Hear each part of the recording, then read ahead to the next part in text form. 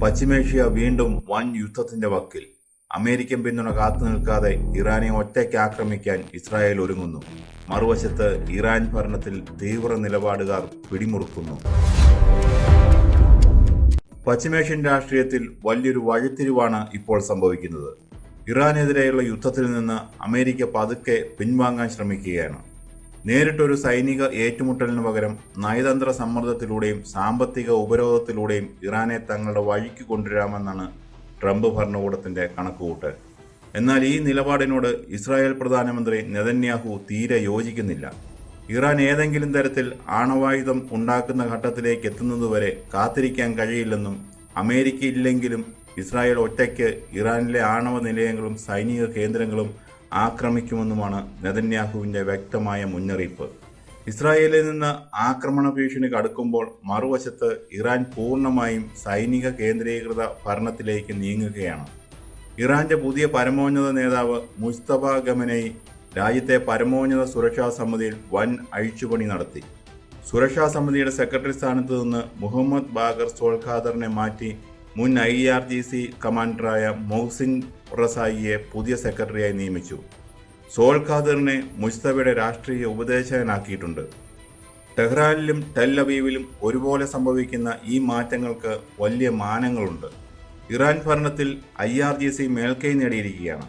സുരക്ഷാ സമിതി സെക്രട്ടറിയായി നിയോഗിക്കപ്പെട്ട മൊഹ്സിൻ റസായി സാധാരണ ഒരു ഉദ്യോഗസ്ഥനല്ല.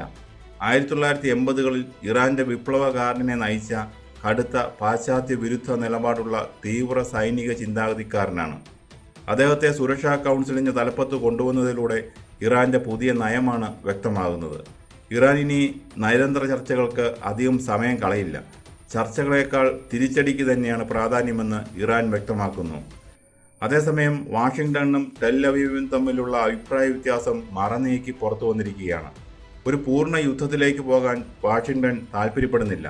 എന്നാൽ ഇസ്രായേലിന് നിലനിൽപ്പിന്റെ പ്രശ്നമാണ്. അമേരിക്കയുടെ വ്യോമസേനയോ ആയുധ സഹായമോ ഇല്ലാതെ തന്നെ ഇറാനിലെ നടാൻസ്, ഫോർദോ ആണവ നിലയങ്ങൾ ആക്രമിക്കാൻ ഇസ്രായേൽ പ്രതിരോധ സേന പദ്ധതി തയ്യാറാക്കി കഴിഞ്ഞു. ഇസ്രായേൽ ഒറ്റയ്ക്ക് ആക്രമണം നടത്തിയാൽ പശ്ചിമേഷ്യയിൽ ഉണ്ടാകാൻ പോകുന്ന പ്രത്യാഘാതങ്ങൾ ഭയാനകമായിരിക്കും. ഇസ്രായേൽ ആക്രമിച്ചാൽ മധ്യപൂർവേഷ്യയിലുള്ള ഇസ്രായേലി കേന്ദ്രങ്ങളിലേക്കും ഇസ്രായേൽ നഗരങ്ങളിലേക്കും ആയിരക്കണക്കിന് ബാലിസ്റ്റിക് മിസൈലുകൾ ഇറാൻ തൊടുത്തുവിടും. ഹോർമൂസ് കടലിടുക്ക് ഇറാൻ പൂർണ്ണമായും ഉപരോധിക്കും. ഇത് ലോകവിപണിയിൽ ക്രൂഡ് ഓയിൽ വില ബാരലിന് $150 മുകളിലേക്ക് എത്തിക്കും. അമേരിക്ക നേരിട്ട് പങ്കാളിയായില്ലെങ്കിലും ഇസ്രായേലിനെ സഹായിക്കുന്നു എന്നാരോപിച്ച് ഗൾഫ് മേഖലയിലുള്ള അമേരിക്കൻ സൈനിക താവളങ്ങൾക്ക് നേരെ ഇറാൻ പിന്തുണയുള്ള ഗ്രൂപ്പുകൾ ആക്രമണം കടുപ്പിക്കും.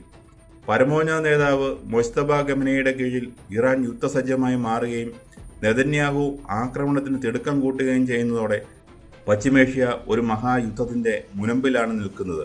അമേരിക്ക മാറി നിൽക്കുകയും ഇസ്രായേൽ ഒറ്റയ്ക്ക് യുദ്ധം തുടങ്ങുകയും ചെയ്താൽ എന്ത് സംഭവിക്കുമെന്ന് മുൻകൂട്ടി പറയാനാവില്ല.